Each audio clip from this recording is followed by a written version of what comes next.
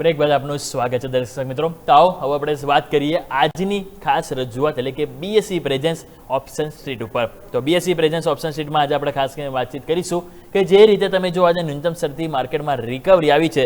સૌથી પહેલાં તમારે એમાં વાત કરવી છે સેન્સેક્સ. તમે જુઓ તો આજે લો બનાવ્યા આપણને 73,318 અને ત્યાંથી તમે જો અત્યારે આવી ગયું છે 73,680 ઉપર, એટલે કે ઓલમોસ્ટ ન્યૂનતમ સ્તરથી જો આપણે જોઈએ ને તો અહીંયા આપણને 350 પોઈન્ટ આપણને રિકવરી જોવા મળી છે. પરંતુ પ્રશ્ન છે કે હવે આગળ શું કરવું, શું આ રિકવરી સક્સેસ જશે કે નહીં, આગળ શું તેજી કરવી કે નહીં, આવો એ જાણીએ. આપણી સાથે એસઆર રિક્વેસ્ટ હતી શ્યામ રેલવાણી સર જોડાયેલા છે. તો શ્યામ સર, ફરી સ્વાગત છે આપનું બ્રેક બાદ. જણાવો કે હવે સેન્સેક્સમાં જે રીતે મોમેન્ટમ આપણને જોવા મળી છે તો અહીંયા શું તમે કારોબાર જોઈ રહ્યા છો? લાગે છે કે અહીંયા આપણને એક વ્યૂ જે ન્યૂનતમ સ્તરથી ખરીદારી આવી છે મજબૂતી તમે જોઈ રહ્યા છો સર?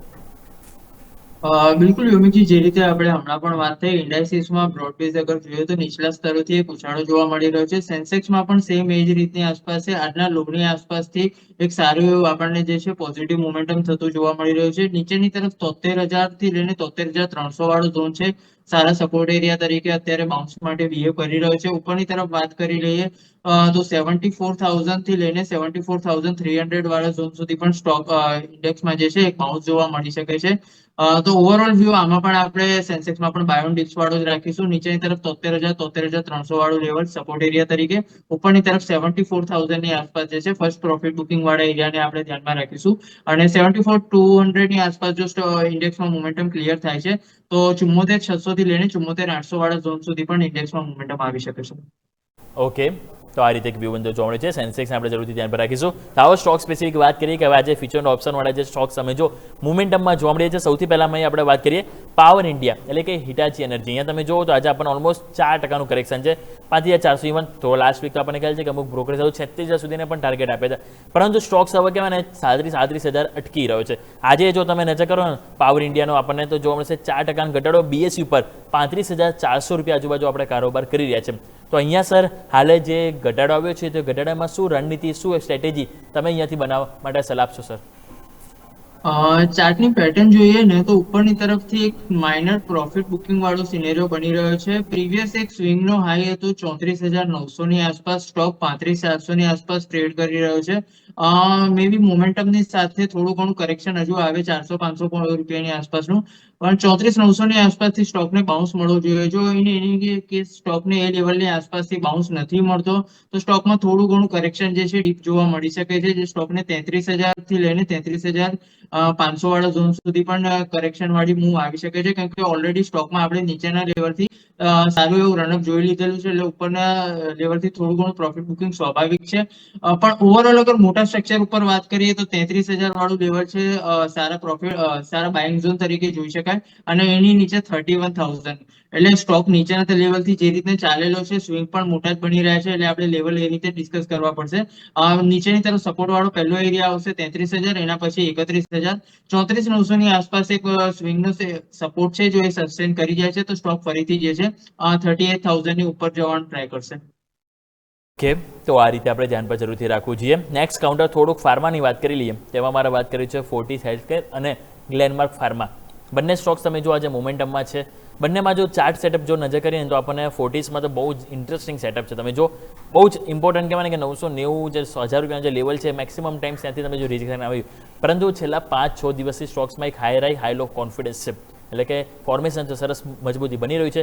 પ્રશ્ન છે કે શું રેઝિસ્ટન્સનું ક્રોસ ઓવર થશે કે નહીં. ગ્લેનમાર્ક ફાર્મા સતત ઘટ્યા બાદ હવે આજે એક ન્યૂનતમ સ્તરથી સપોર્ટ લેવાના પ્રયત્નો કર્યા છે. તો સર કહો કે બંનેના ચાર્ટ સેટઅપ નજર કરો, શું અહીંયા કોઈ સેટઅપ બની રહ્યું છે? અહીંયા કોઈ ફ્યુચર્સમાં લોંગ કરવું હોય તો બંનેમાંથી કરી શકાય સર?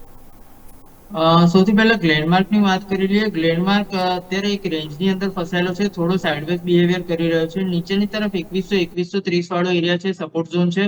ઉપરની તરફ 2265 થી લઈને 2290 વાળો એરિયા છે, એક પ્રોફિટ બુકિંગ તરીકે વર્ક કરશે.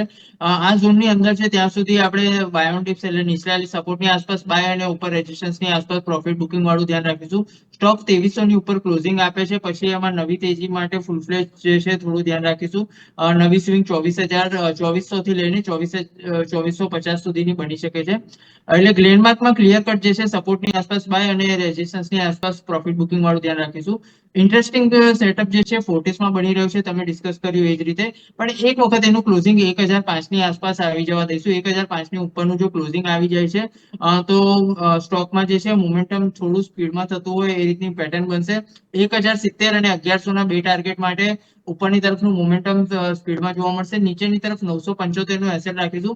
1005 ની ઉપરનું ક્લોઝિંગ બેસિસ ઉપર એન્ટ્રી રહીશું. નીચે 975 નો એસેલ, ઉપર 1070 ને 1100 ના બે ટાર્ગેટ. ઓકે, તો આ રીતે એક બંધો જોવા મળે છે જેને આપણે ધ્યાન પર જરૂરથી રાખવું જોઈએ. ફાર્માની વાત કરી, હવે ઘટનારા સેક્ટરની વાત કરીને એમાંથી કાઉન્ટર પર આવી રહ્યું છે એ છે મેટલ સેક્ટર. મેટલ સેક્ટર આપણને ખ્યાલ છે કે લાસ્ટ અઠવાડિયે પણ તમે જો તો આપણને ઘટાડો હતો, અને હવે આ અઠવાડિયે પણ તમે જોશો તો કંઈક એવું જ જોવા મળ્યું છે. તો મેટલ સેક્ટરમાં ખાસ કરીને હિન્ડાલ્કો મારા સહયોગી અજય પણ આજે સવારે વાત કરી તમને કે સેટઅપ છે થોડું નેગેટિવ છે. તમે જુઓ તો આજે આપણને હિન્ડાલ્કોમાં ઘટાડો છે. ઇવન તમે અન્ય પણ જોશો, નેશનલ એલ્યુમિનિયમ છે, મેં પણ વાત કરી હતી તમને, બધામાં તમે જોશો તો એક આપણને ઘટાડો જોવા મળી રહ્યો છે.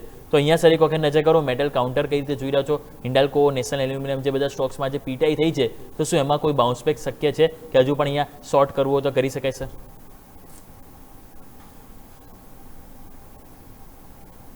સેલ પણ ટ્રિગર થયો હતો લગભગ 435 440 ની આસપાસ આપણે બાયકોલ આવ્યો તો 415 નો એનું ક્લોઝિંગ બેસિસ ઉપર એસેટ હતો, એ ટ્રિગર થયો હતો.